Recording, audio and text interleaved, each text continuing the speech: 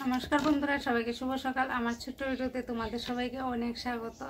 রান্ধো ভাত বয়াই দিছি, দিকে এই দেখো ভাত বয়াই দিছি, ভাত ওখানে ওইটা আছে গা, আর সবজি কাটতেছি। গাছের থেকে সই ফেরে আনছি, দেখো সইটি কিন্তু বেশি হয়ে গেছে একদম। সই দিয়ে শুটকি রানবো আর ফুলকপি কাটছি না, ফুলকপি রানবো। ফুলকপি দিয়ে আলু দিয়ে নিরামিষ রানবো আর সই শুটকি রানবো। তো সইটি কাটতে লাইতেছে।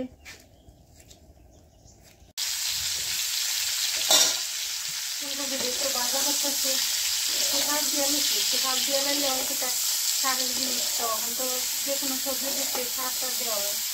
একটু হালকা গরম করে একটু দুবার ফেনা তুলে নিলে তুলে একটু যে ওষুধের যে ইয়েটা এটা খাইতে পারে। এদিকে একটু হালকা সিদ্ধ করছি, সেটা এখন একটু ভাজা ভুজলে করছি। ফুলকপি তরকারি বয়ে দিতেছি পেঁয়াজ সম্বাস দিয়া, মাছ টাছ ছাড়া আছে নিরামিষ, পেঁয়াজ সম্বাস দিয়ে নিরামিষ। পেঁয়াজ ভাজা হয়ে আছে গা।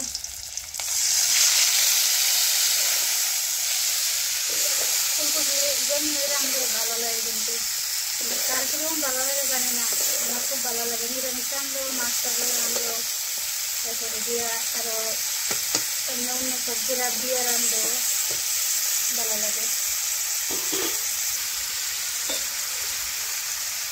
তরকারি বয়া দিচ্ছি, মরিচ আর দিচ্ছি না, ডাকছি না, মরিচ একটু বেশি দিয়ে নেই, চলে আসলে কষা নিতে হবে মরিচটা। হয়তো ছুরি শুটকি আনছে, আমরা ঘরেও বেশিরভাগ ছুরি শুটকি আনা হয়, আর শীতল টিতল আনা হয় না। এই শুটকিটি কিন্তু খাইতে স্বাদ, আবার যেটি একটু বেশি বড় এটি আবার বেশি ভালো লাগে না, আর এর থেকে আবার ছোটও আছে, এটিও বেশি ভালো লাগে না। শুটকি রান্ধনের লাগে এদিকে আলু, এরপরে ফুলকপির ডাটা সই এটি কাটছে। ফুলকপি তরকারি হয়ে গেছে কা, একটু ধনিয়া পাতা দিয়ে লেটেছি, দিয়ে এলাম।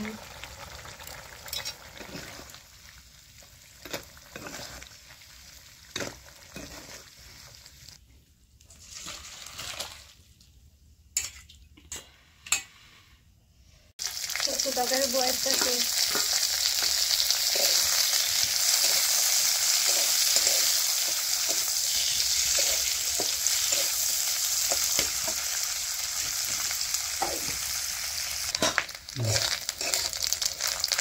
একটু ভালো হলেছি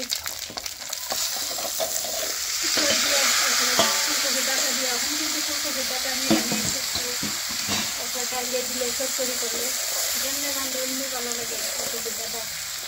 তো আমি শুটকি রান্ধলে তো এরকম ছোটো ছোটো করে সবাই কাটতে দিই, দেখো ছোটো ছোটো করে কেটে দিচ্ছি ফুলকপি ডাটা দিয়ে।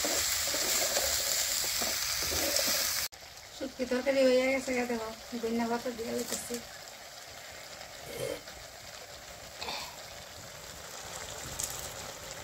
শুটকি তরকারি না হইলে ভাত খেয়ে যখন পেট ভরে না, এরকম লাগে।